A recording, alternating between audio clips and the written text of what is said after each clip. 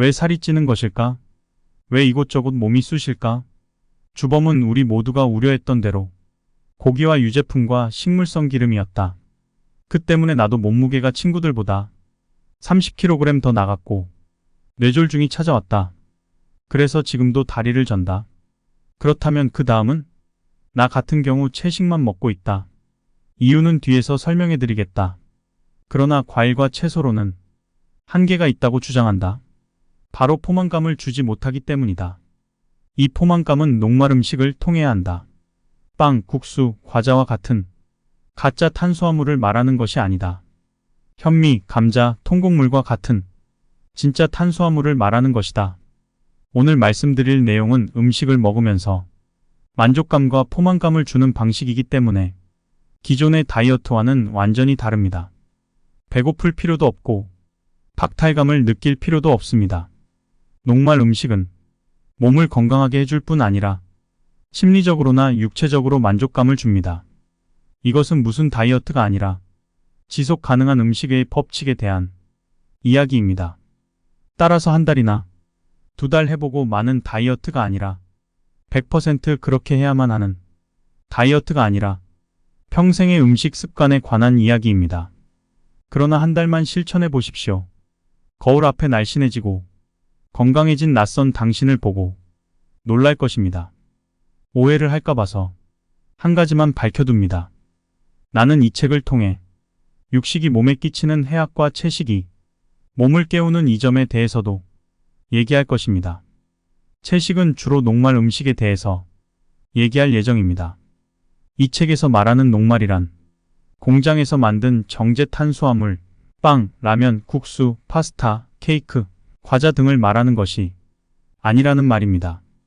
자연에서 얻은 감자, 현미, 고구마, 보리 등을 말하는 것입니다. 정제 탄수화물은 그 자체에도 문제가 있지만 공장에서 제조하는 과정에서 수많은 화학 재료가 첨가되기 때문입니다. 이 책을 읽으면서 오해가 없기를 바랍니다. 사탕수수 농장에 있는 환자들에게 상업적인 자본주의 세계에서 받은 교육이라곤 전혀 적용되지 못했습니다. 그곳에서 살아가는 노인 이민자들은 일찍이 찾아왔던 신체적인 문제에도 불구하고 상당히 활발하고 날씬한 몸매를 유지하고 있었습니다. 그러나 더 놀라운 것은 그들의 자녀들, 즉 2세 이민자들이었습니다. 이들은 훨씬 더 비만에 가까웠으며 건강 상태도 좋지 않았습니다. 그러나 나를 더욱 놀라게 한 것은 바로 그들의 손자, 손녀들, 즉 이 이민자들의 3세들이었습니다. 이들은 내가 의학적인 교육 과정에서 수차례 접해온 백인 환자들의 질병과 놀랍도록 흡사했습니다. 3세들은 심각한 비만과 질병에 노출되어 있었습니다. 우리가 알 수 있는 한 가지 사실은 이 2세와 3세들이 원래 그들 나라의 식단을 완전히 버리고 미국식 식단을 따랐다는 것입니다. 그로 인해 원래의 식습관에서는 전혀 경험하지 못했던 비만과 만성적인 질병이 서양식 음식 섭취를 통해 비로소 노출되기 시작했습니다.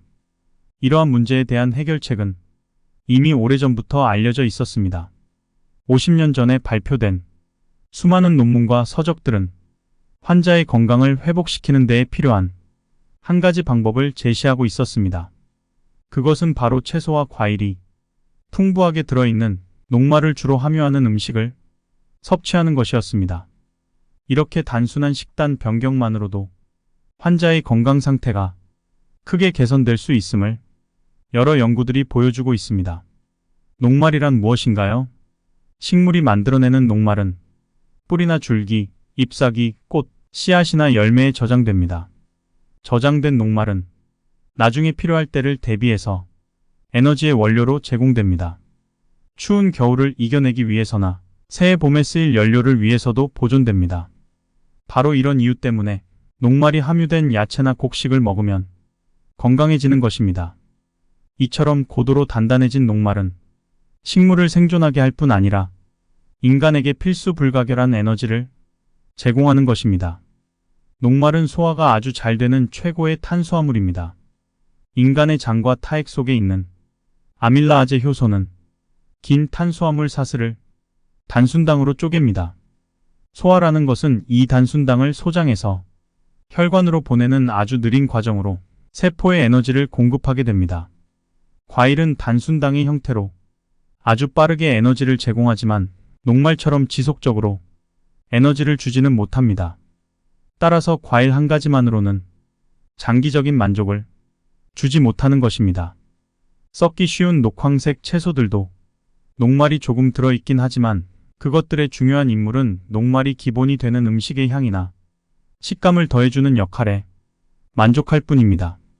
물론 비타민 A나 C와 같은 부가적인 영양을 보너스로 제공하기도 합니다. 인간의 육체는 녹말을 통해서 만들어집니다. 인간은 더 많은 쌀과 옥수수, 감자, 고구마, 그리고 콩을 먹을수록 더 날씬해지고 더 강해지며 더 건강해집니다. 인간은 그렇게 설계되었고 지금까지 해왔습니다. 녹말이 녹말이야 당신도 믿지 못할 것입니다. 우리는 그렇지 않다고 교육받아왔기 때문입니다. 녹말은 몸을 건강하게 해주고 포만감을 주는 최적의 열쇠입니다. 우리가 녹말을 먹든 안 먹든 탄수화물에 대한 이야기는 많이 들었습니다. 그러나 우리는 녹말이 가장 중요한 음식이라는 이야기는 충분히 듣지 못했습니다. 탄수화물의 두 번째 종류는 섬유소입니다. 이것은 식물이나 나무의 세포벽에서 주로 발견됩니다. 우리 소화 시스템은 섬유소를 에너지로 사용하지 못합니다. 그러나 흰개미는 소화할 수 있습니다. 그래서 흰개미는 자기 몸 크기의 10배가 넘는 나뭇가지 등을 거뜬하게 개미집으로 운반하기도 합니다. 인간의 경우 비록 에너지로 사용하지는 못할지라도 섬유소는 대변을 촉진하는 물질로 우리에게 매우 중요합니다. 장 속의 찌꺼기를 씻어내는 것은 물이 아니라 섬유소라고 말합니다. 이 문장은 단순하게 보면 장 건강에 대한 언급으로 보일 수 있지만 사실 이것은 우리 신체의 건강을 유지하는데 중요한 역할을 하는 섬유소에 대한 이야기입니다. 녹말은 인간의 건강을 지켜주고 날씬한 몸매를 지켜주는 유일한 음식입니다. 녹말이란 단순히 음식의 한 종류가 아니라 신체의 건강을 지키고 우리의 몸을 날씬하게 하는 중요한 역할을 하는 핵심 성분입니다. 여러분이 이 책에서 단 한 가지 메시지를 뽑고자 한다면 바로 녹말 음식을 먹으라는 것입니다. 이 메시지는 단순히 녹말 음식을 먹으라는 언급이 아니라 건강이라는 측면에서 녹말의 중요성을 강조하고 있습니다. 고대로부터 최근 몇십 년 전까지만 해도 인간은 언제나 녹말을 주식으로 하는 동물이었습니다. 이것은 녹말이 인간의 생명을 유지하는데 필수적인 역할을 하는 것을 의미합니다. 독자 여러분들은 아마도 고기, 생선, 계란, 우유, 유제품 등을 멀리하고 과일을 위주로 하는 다이어트의 장점에 대해서 많이 들어봤을 것입니다. 그것은 사실입니다. 그러나 그것은 완벽할 수 없습니다. 녹말이 많이 든 음식을 같이 먹어야 합니다. 왜냐하면 배추나 시금치 같은 채소와 사과나 오렌지 같은 과일만을 먹더라도 항상 공복감이 남아있기 때문입니다. 이것은 우리 몸이 필요로 하는 에너지를 충분히 공급받지 못하고 있음을 의미하며 이로 인해 우리 몸은 항상 에너지 부족 상태에 놓이게 됩니다. 뿐만 아니라 신경을 젊게 만드는 것이 최강의 건강법입니다. 노화된 신경이 각종 질병과 관련이 있다니 그게 대체 무슨 말일까요? 신경을 두고 늙는다, 젊어진다라고 표현하는 것 자체가 우리에게는 상당히 낯설게 느껴집니다. 그러니 당연히 신경이 젊어진다는 게 무슨 말일까? 신경도 나이가 든다고? 이런 의문을 갖게 됩니다. 나는 지금까지 다양한 질병을 호소하는 환자를 39만 명 이상 만났습니다. 신경외과 의사라고 하면 뇌출혈이나 파킨슨병과 같은 뇌와 신경과 관련된 심각한 질병만 전문적으로 다룬다고 생각하는 경우가 대부분입니다. 그러나 나는 뇌신경외과 의사이지만 동네 개업이로서 다양한 증상을 가진 환자들을 만날 기회가 더 많았습니다. 환자들은 다음과 같은 고민을 안고 병원을 찾아왔습니다. 혈압이 내려가지 않아요. 머리가 아파요. 가까운 것이 잘 보이지 않아요. 어깨가 올라가지 않아요. 변비가 개선되지 않아요. 언뜻 보면 뇌나 신경과 관련 없어 보이는 증상도 있었습니다. 그러나 나는 어떤 증상이든 환자에게서 목소리를 듣고 어떻게 하면 환자들의 고민을 해결할 수 있을지 고민하며 증상이 조금이라도 개선될 수 있도록 노력해왔습니다. 이처럼 다양한 질병을 진료하면서 나는 하나의 해결책을 찾았습니다. 신경을 젊게 만드는 건강법입니다. 많은 환자를 진료하면서 각종 질병의 원인이 신경과 관련이 있다는 사실을 알게 되었습니다. 다시 한번 신경의 중요성을 깨달았고 이 건강법을 개발하게 되었습니다. 놀라운 것은 효과였습니다.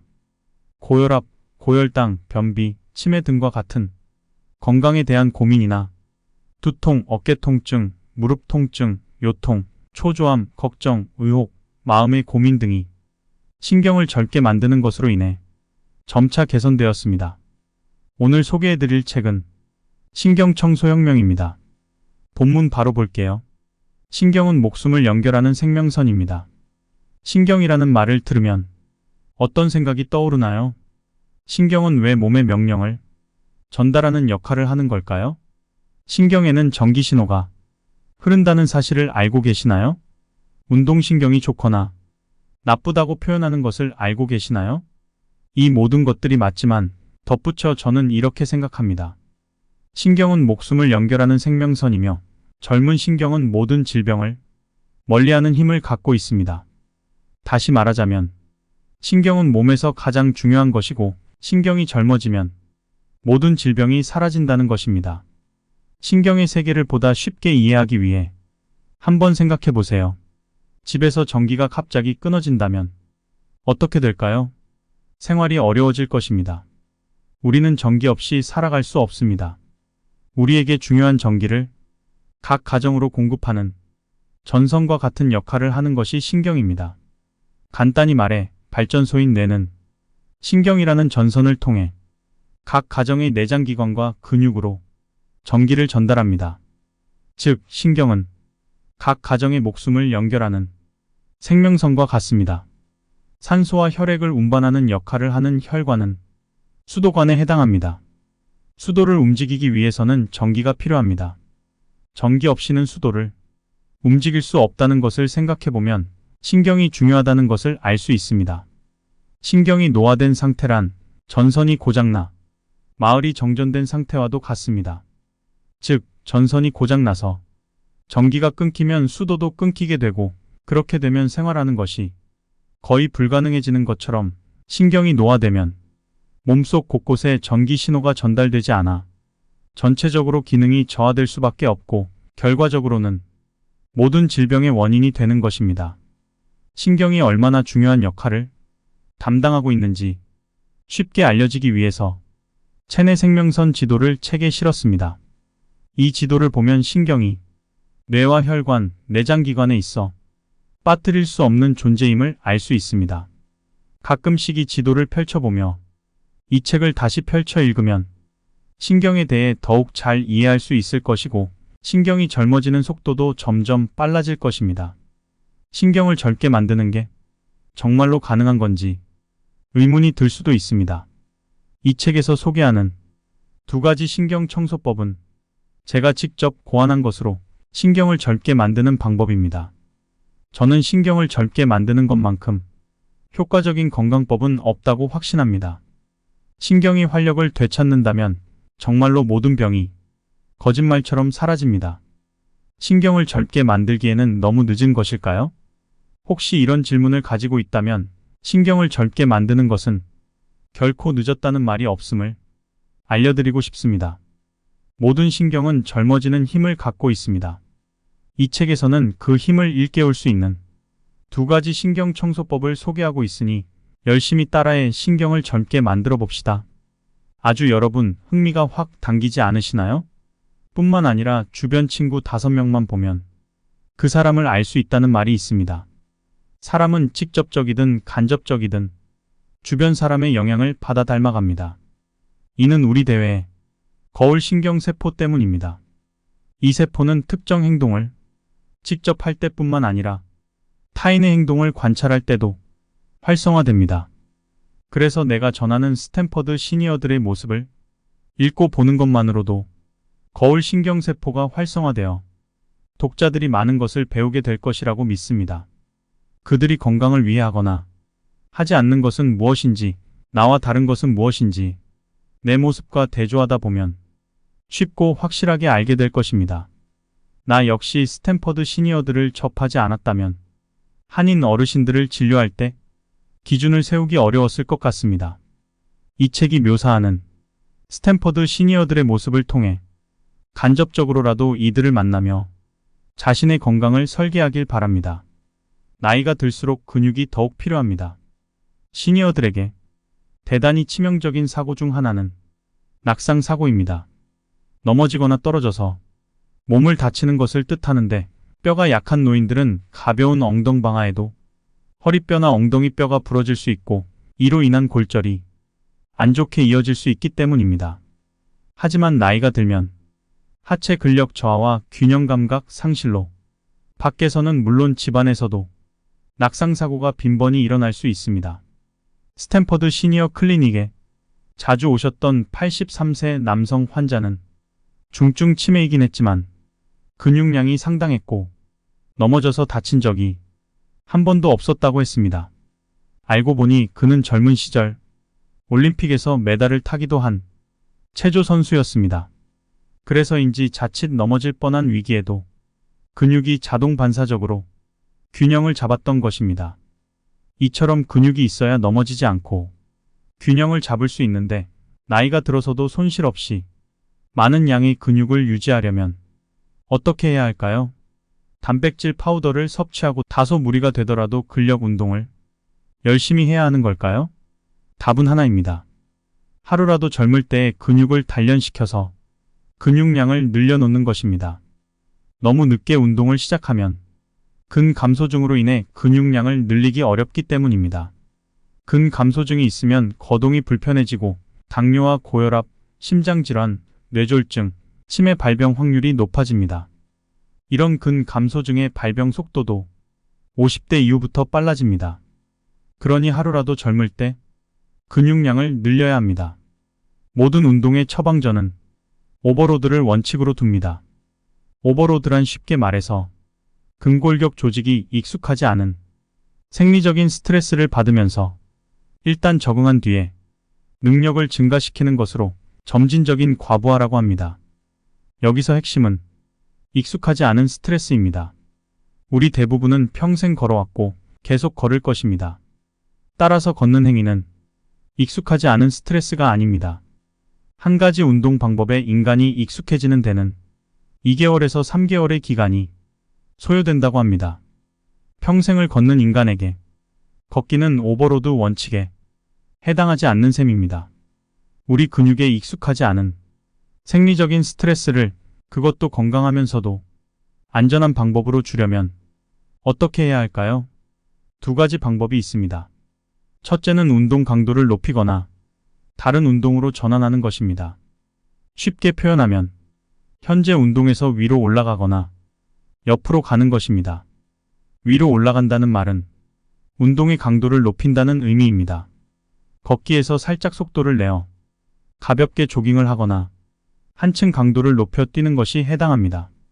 그러나 시니어들은 관절과 심폐 기능이 좋지 않기 때문에 강도를 높이는 것보다는 익숙치 않은 측면으로 운동을 전환하는 것이 더 좋습니다. 이는 시니어들이 걷기 위해 더 많은 운동을 배워야 한다는 의미입니다. 운동이 복잡하면 포기하기 쉽고 어렵다면 다치기 쉬우므로 구체적인 운동 방법과 주의사항을 알아보도록 합시다. 시니어들 중에서 무릎 관절 통증을 호소하는 분들이 많이 있습니다. 그런데 유독 한국 어르신들만 관절 주사를 맞습니다. 하지만 어르신들의 무릎 관절과 허벅지 근육을 검사해보면 너무 물렁물렁하거나 반대로 많이 뭉쳐 있어서 근육이 제대로 쓰이지 않고 있다는 것을 알 수 있습니다. 무릎 관절이 근육 없이 움직일 수 있을까요? 당연히 그럴 수 없습니다. 허벅지와 엉덩이 근육이 제대로 활성화되어 잘 뒷받침을 해주어야 무릎에 실리는 몸무게가 줄어들어 무릎이 상하지 않습니다.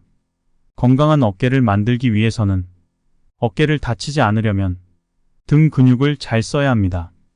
견갑골이 제자리에 위치하려면 등 근육이 활성화되어야 합니다.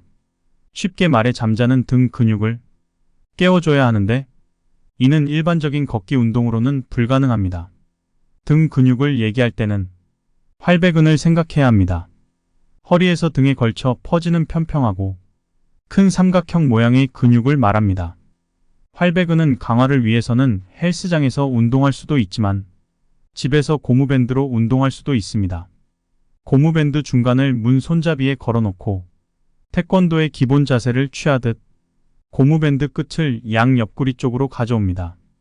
이때 팔만 움직이지 말고 견갑골을 등에서 모아준다는 느낌으로 운동을 하면 효과적입니다. 신체 부위에 따라 발생할 수 있는 질병과 이로 인한 통증에 대해 알아보았습니다. 통증의 원인이 되는 뭉친 근육을 푸는 방법을 알면 여러모로 도움이 될 것 같아 몇 가지 소개하고자 합니다. 뭉친 근육을 풀기 위한 핵심은 혈액순환입니다.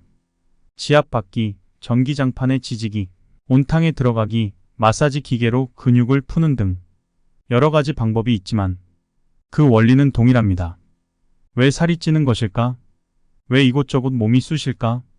주범은 우리 모두가 우려했던 대로 고기와 유제품과 식물성 기름이었다. 그 때문에 나도 몸무게가 친구들보다 30kg 더 나갔고 뇌졸중이 찾아왔다.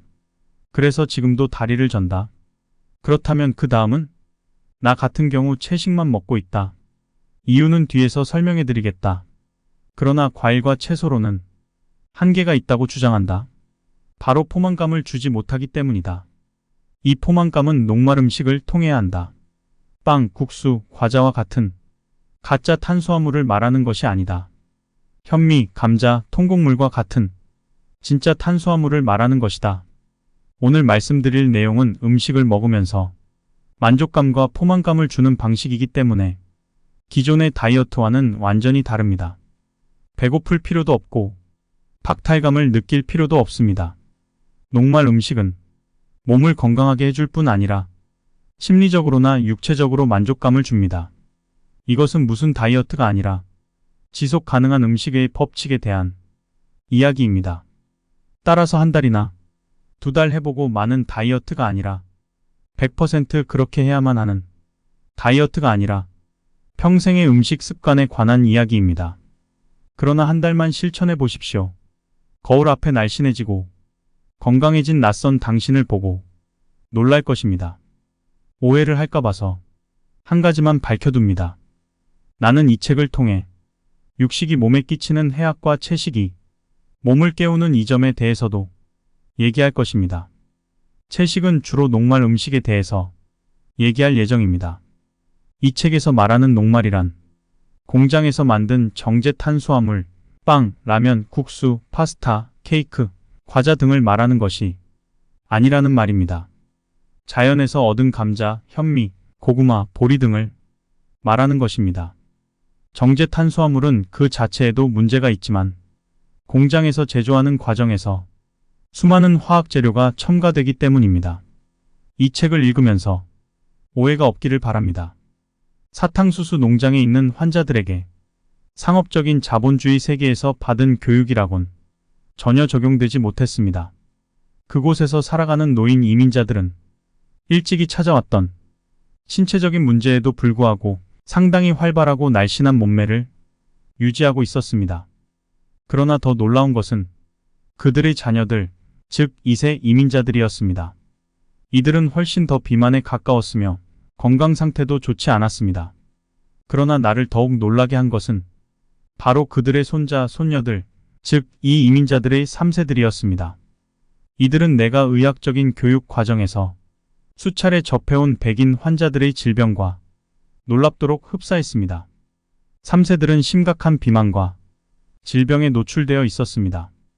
우리가 알 수 있는 한 가지 사실은 이 2세와 3세들이 원래 그들 나라의 식단을 완전히 버리고 미국식 식단을 따랐다는 것입니다. 그로 인해 원래의 식습관에서는 전혀 경험하지 못했던 비만과 만성적인 질병이 서양식 음식 섭취를 통해 비로소 노출되기 시작했습니다. 이러한 문제에 대한 해결책은 이미 오래전부터 알려져 있었습니다.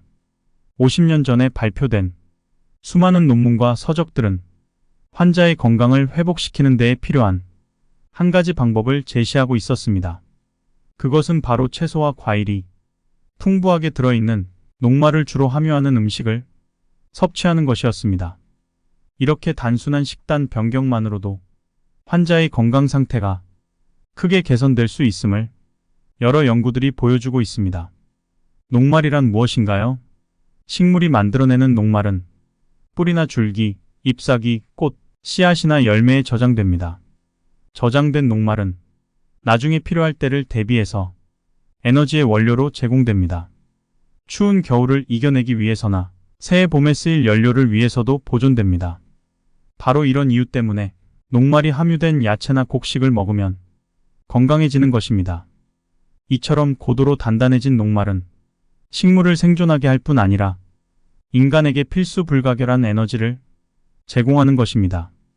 녹말은 소화가 아주 잘 되는 최고의 탄수화물입니다. 인간의 장과 타액 속에 있는 아밀라아제 효소는 긴 탄수화물 사슬을 단순당으로 쪼갭니다.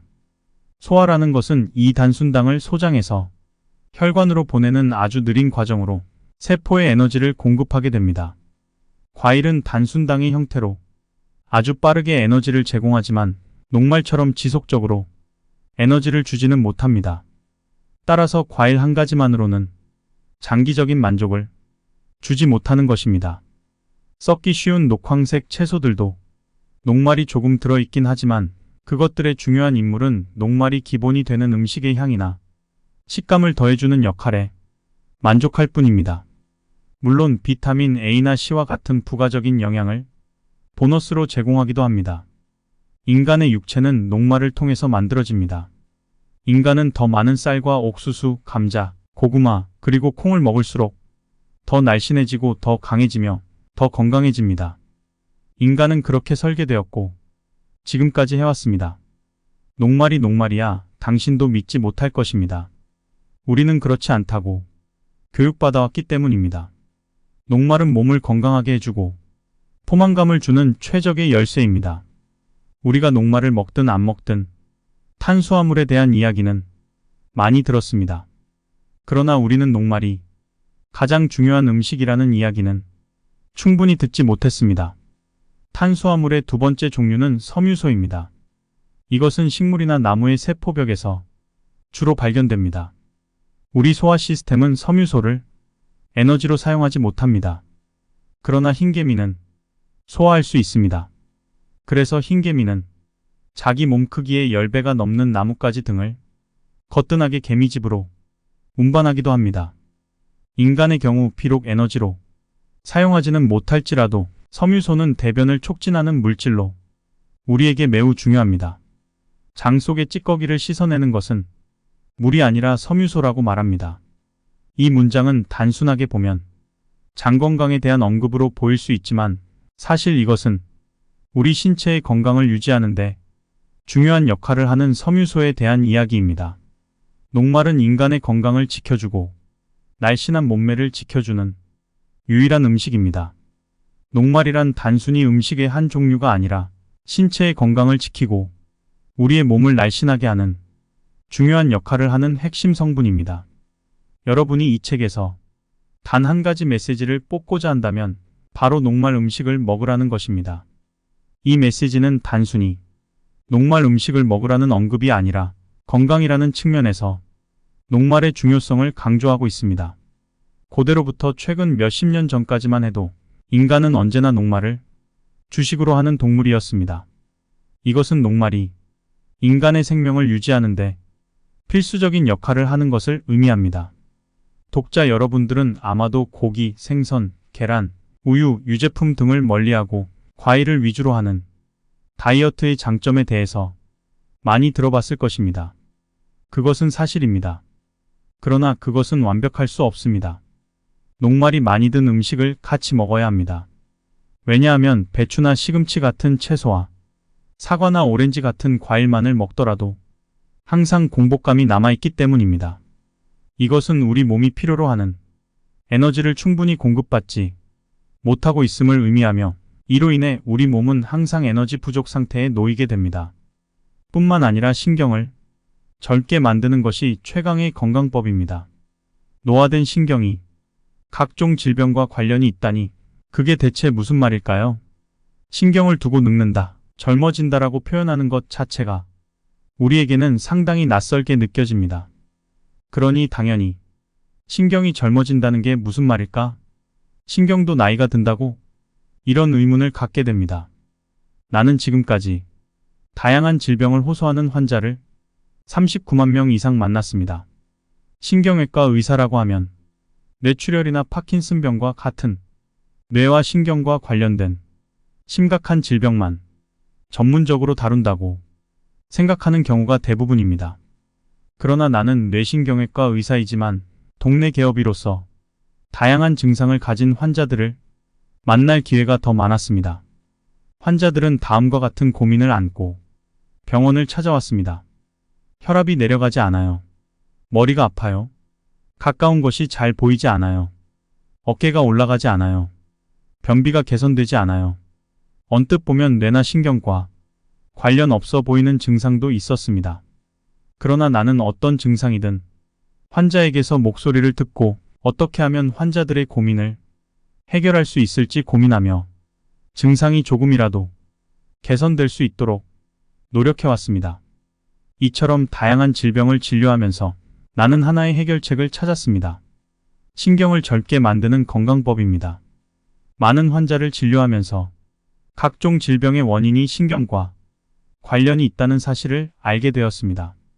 다시 한번 신경의 중요성을 깨달았고 이 건강법을 개발하게 되었습니다. 놀라운 것은 효과였습니다. 고혈압, 고혈당, 변비, 치매 등과 같은 건강에 대한 고민이나 두통, 어깨 통증, 무릎 통증, 요통, 초조함, 걱정, 의혹, 마음의 고민 등이 신경을 젊게 만드는 것으로 인해 점차 개선되었습니다. 오늘 소개해드릴 책은 신경청소혁명입니다. 본문 바로 볼게요. 신경은 목숨을 연결하는 생명선입니다. 신경이라는 말을 들으면 어떤 생각이 떠오르나요? 신경은 왜 몸의 명령을 전달하는 역할을 하는 걸까요? 신경에는 전기신호가 흐른다는 사실을 알고 계시나요? 운동신경이 좋거나 나쁘다고 표현하는 것을 알고 계시나요? 이 모든 것들이 맞지만 덧붙여 저는 이렇게 생각합니다. 신경은 목숨을 연결하는 생명선이며 젊은 신경은 모든 질병을 멀리하는 힘을 갖고 있습니다. 다시 말하자면 신경은 몸에서 가장 중요한 것이고 신경이 젊어지면 모든 질병이 사라진다는 것입니다. 신경의 세계를 보다 쉽게 이해하기 위해 한번 생각해 보세요. 집에서 전기가 갑자기 끊어진다면 어떻게 될까요? 생활이 어려워질 것입니다. 우리는 전기 없이 살아갈 수 없습니다. 우리에게 중요한 전기를 각 가정으로 공급하는 전선과 같은 역할을 하는 것이 신경입니다. 간단히 말해 발전소인 뇌는 신경이라는 전선을 통해 각 가정의 내장기관과 근육으로 전기를 전달합니다. 즉, 신경은 각 가정의 목숨을 연결하는 생명선과 같습니다. 산소와 혈액을 운반하는 역할을 하는 혈관은 수도관에 해당합니다. 수도를 움직이기 위해서는 전기가 필요합니다. 전기 없이는 수도를 움직일 수 없다는 것을 생각해보면 신경이 중요하다는 것을 알 수 있습니다. 신경이 노화된 상태란 전선이 고장나 마을이 정전된 상태와도 같습니다.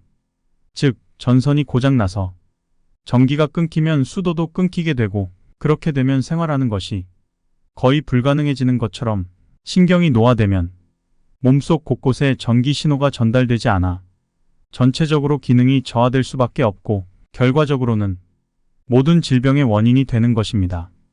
신경이 얼마나 중요한 역할을 담당하고 있는지 쉽게 알려지기 위해서 체내 생명선 지도를 책에 실었습니다. 이 지도를 보면 신경이 뇌와 혈관, 내장기관에 있어 빠뜨릴 수 없는 존재임을 알 수 있습니다. 가끔씩 이 지도를 펼쳐보며 이 책을 다시 펼쳐 읽으면 신경에 대해 더욱 잘 이해할 수 있을 것이고 신경이 젊어지는 속도도 점점 빨라질 것입니다. 신경을 젊게 만드는 게 정말로 가능한 건지 의문이 들 수도 있습니다. 이 책에서 소개하는 두 가지 신경 청소법은 제가 직접 고안한 것으로 신경을 젊게 만드는 방법입니다. 저는 신경을 젊게 만드는 것만큼 효과적인 건강법은 없다고 확신합니다. 신경이 활력을 되찾는다면 정말로 모든 병이 거짓말처럼 사라집니다. 신경을 젊게 만들기에는 너무 늦은 것일까요? 혹시 이런 질문을 가지고 있다면 신경을 젊게 만드는 것은 결코 늦었다는 말이 없음을 알려드리고 싶습니다. 모든 신경은 젊어지는 힘을 갖고 있습니다. 이 책에서는 그 힘을 일깨울 수 있는 두 가지 신경 청소법을 소개하고 있으니 열심히 따라해 신경을 젊게 만들어 봅시다. 아주 여러분 흥미가 확 당기지 않으시나요? 뿐만 아니라 주변 친구 5명만 보면 그 사람을 알 수 있다는 말이 있습니다. 사람은 직접적이든 간접적이든 주변 사람의 영향을 받아 닮아갑니다. 이는 우리 대뇌의 거울 신경세포 때문입니다. 이 세포는 특정 행동을 직접 할 때뿐만 아니라 타인의 행동을 관찰할 때도 활성화됩니다. 그래서 내가 전하는 스탠퍼드 시니어들의 모습을 읽고 보는 것만으로도 거울 신경세포가 활성화되어 독자들이 많은 것을 배우게 될 것이라고 믿습니다. 그들이 건강을 위해 하거나 하지 않는 것은 무엇인지, 나와 다른 것은 무엇인지 내 모습과 대조하다 보면 쉽고 확실하게 알게 될 것입니다.